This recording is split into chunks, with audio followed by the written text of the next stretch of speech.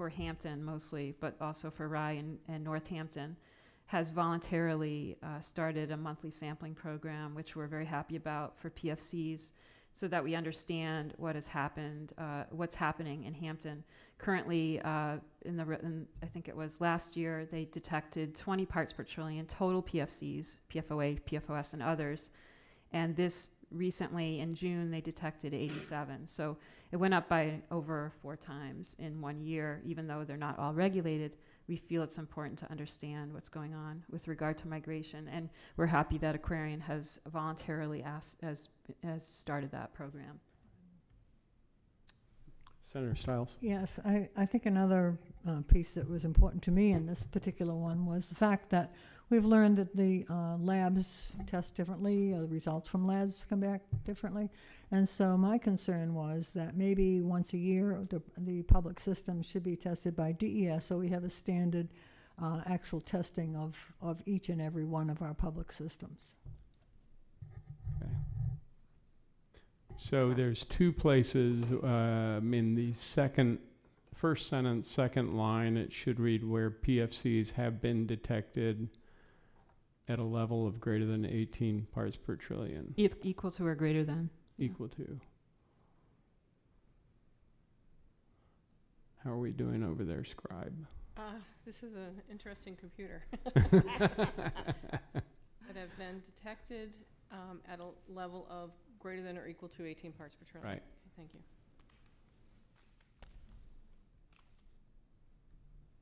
No pressure.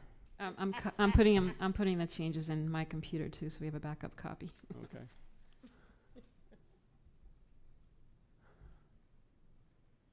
By the way, the next step will be at the end of today, whenever that is. We will take a vote of those present and then send this draft to DHHS, and they will work miracles on it to put in the links and all those things that we saw in the interim report. And then it will come back to us, and assuming there shouldn't be any substantive changes, then that will be the final report. I think we'll send it out to the entire task force, though, to make sure that all the edits and everything else is correct. But just as one follow-up while we're working on that, any substantive changes to that document after it's agreed to today would require another meeting of the task force, because it has to be public. All right. Moving on to number 4. New Hampshire DES and US EPA should provide the new commission with responses to these recommendations, the recommendations found in this report, as soon as possible. How about we get rid of the word found to recommendations? Yeah. Right. Since we put them there, we didn't find them. Any other input on number 4? I have a question. Yes. If I understand correctly, the Coakley group did a lot of work, scientifically on this. Wouldn't it be useful to also have input from them on this? On what? On these recommendations? Oh, you mean adding them to DES and US EPA. What does the subcommittee think? Nancy? If they have something additional to add, I suppose, yes.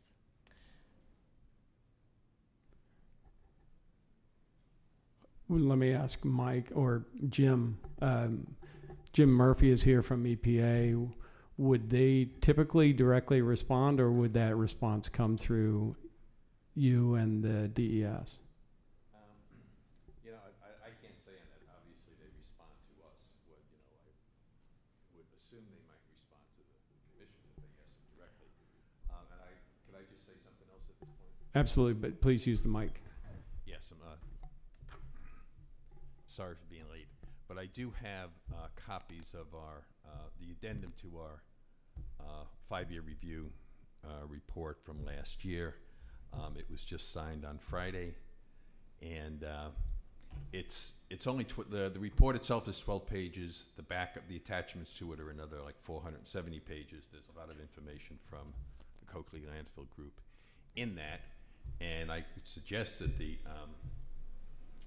task force may want to just add this as another, addendum to the report. And I can Right, we can put that under the appendix. If you can send me an electronic version of it, I will do that. that would be great. Or I may give you a link. It's very hard to send a. Right, and we can plug a link into the report, so we could put in whatever the title of the document is, we can have that link in there. Right, and so I think I can electronically send you the 12 pages, and then we can link to the whole report. Okay, Representative Mesmer. I'm interested, so could you just summarize that document? You said it's an addendum to the 5-year report? Yes, as you might recall, the 5-year review last year deferred a protectiveness statement, which is kind of the key, summary of what the report is. This addendum now finds that there is no unacceptable human health risk through groundwater exposure at this moment. It also then defers a long-term assessment, saying that there's additional data that's needed. It has the recommendations for going forward on that. It also responds to the recommendations that we made in last year's report. Can I ask a fairly pointed question? Does it recommend remediation for what has been found at this point in surface water and groundwater? It does not. It doesn't recommend remediation. It recommends additional steps. I can pass that around now if people want to take a look at it, but I'm sure people will have a response to this, but I just wanted to get it on the record. Right. Okay, thank you for bringing that forward. That's an EP, sorry. Can I just ask a question? Sure. Was it supposed to be just 5-year reports, or was it supposed to be done every year? This 5-year review is required under the Superfund statute to happen every 5 years. Reports by the Coakley Landfill Group are made several times a year. At this point, this kind of compiles all of the data over a 5-year period. So that that's what this report is, and it also is making recommendations for work that needs to be completed in this upcoming year. Okay, thank you. So just to be clear, that's an EPA document then, the addendum, or is it a CLG document? It's an EPA document. So that it concludes no remediation is necessary at this point? Well, that's not one of its conclusions. It's not one of its recommendations. So. Okay. Clarify, is that a Coakley Landfill Group addendum to EPA? No, it's EPA's document. Okay. That is an addendum to the document that was signed last September. So let me just express my own confusion.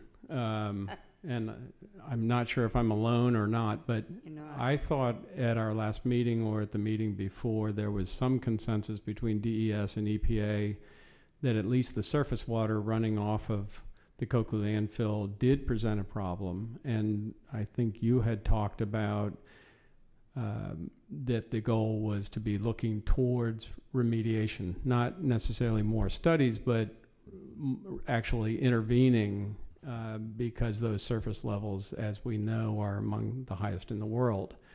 And what's being threatened downstream is potentially Berry's Brook, Little River, the water supply throughout the seacoast, and we've heard from some of Tom Mack's work that this is the highest land in the entire seacoast, and there's DES documents from actually before it was a landfill saying that this actually has radial flow from it.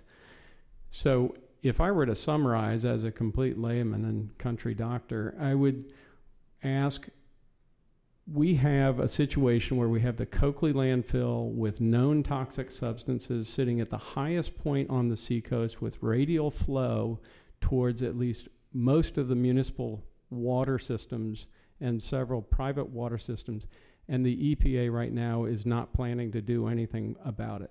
Well, I think what this report says, this is not a decision on whether remediation is needed. We're asking the Coakley Landfill Group to conduct a bedrock investigation to address there's still a lot of data gaps. We haven't reached the conclusion that, how water is moving down in the bedrock. There's not enough data on that. We disagree. If there are people who say there's enough data on that, we disagree with that at this point.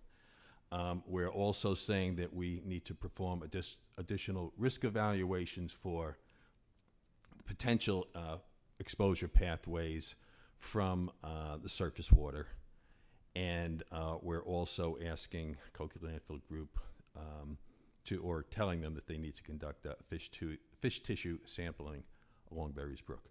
So I think those are positive steps. Again, for us to jump to remediation at this point, and we can continually talk about this. We're going to talk to it about Coakley Landfill Group.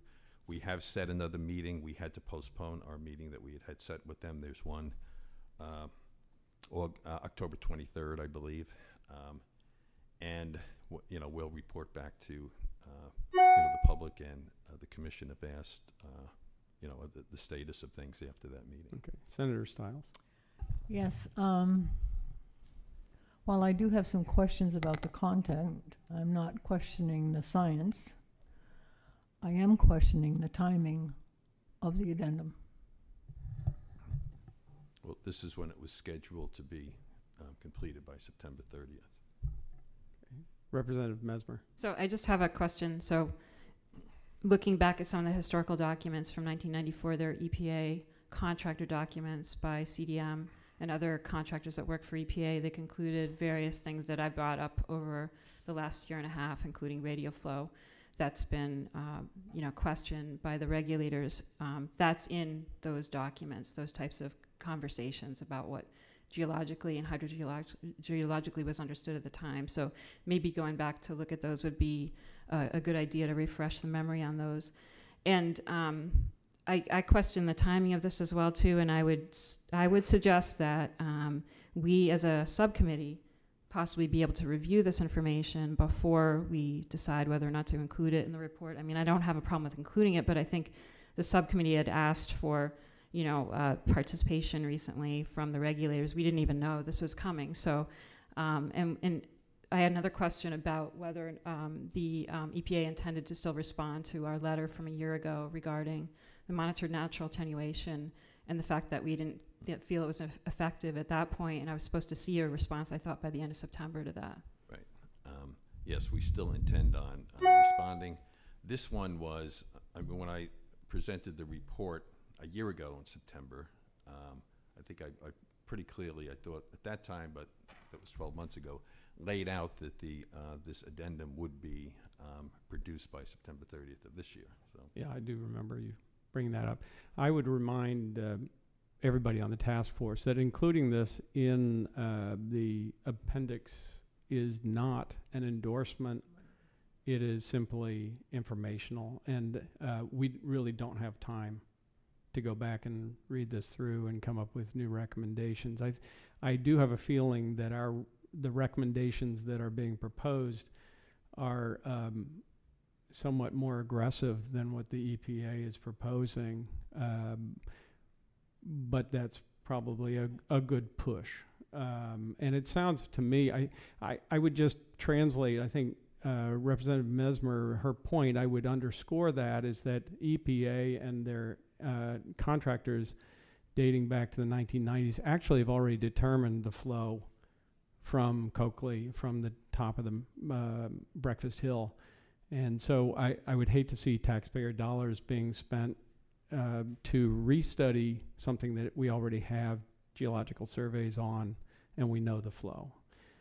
That's just my input on this. I would like to see us move forward with documents that already show what the flow patterns are and then document whether or not that is an issue. And I would also remind anybody who's listening that the original remediation did include pump and filter as part of it, and I don't fully understand why that was then jettisoned and replaced with natural attenuation. But now that we know that the substances don't naturally attenuate but in fact bioaccumulate in us and in other mammals, I think that this is very concerning just from my own standpoint that the EPA is not recommending movement forward on remediation. So I would like to, you have one comment? Yeah. Sure, go to a mic. So say who you are. I'm Jillian Lane from Greenland, New Hampshire, and we just heard the federal regulating agency's perspective. I would be curious to hear what the New Hampshire Department of Environmental Services has to say about this, since in June your perspective was pretty clear that you feel we have a significant problem and that further remediation needs to be implemented as soon as possible. Mike, can you? Thank you. That? Yeah, I've not personally reviewed this addendum, so I'm not going to comment on its specific content.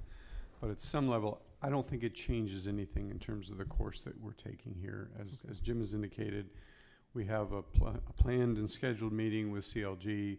We still intend to talk to them about all the topics that we've discussed here previously. So I don't think it changes our pathway. It's just it's a report that needs to be issued under the federal Superfund law.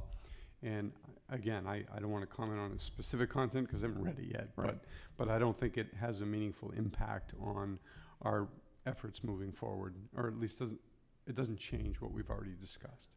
So a follow-up, and then I'd like to move forward, not because I need the last word, but because I just have a question for you, Jim.